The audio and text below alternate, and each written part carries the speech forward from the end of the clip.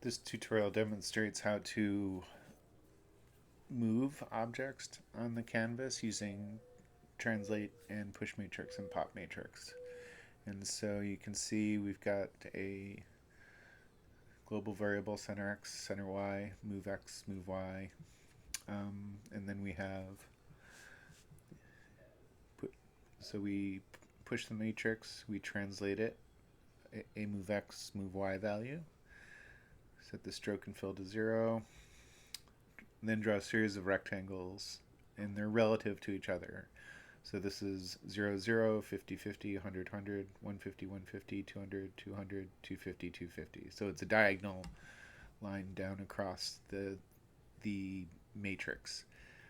So we draw those, and then we pop the matrix. And then we increment up, move x, move and move y by 2, and then we have some conditionals that check on the value of move x. Once it exceeds the width, we reset it to negative 250. If it exceeds the height, we reset it to negative 250. So if we look at how this works, you can see they're iterating down, and so it's translating down as a group. So the only thing that's moving is the translation of move x, move y. That's the 0, 0 position. So it moves them together. And there's only one push matrix, pop matrix, so they're all held within that single translate. Okay.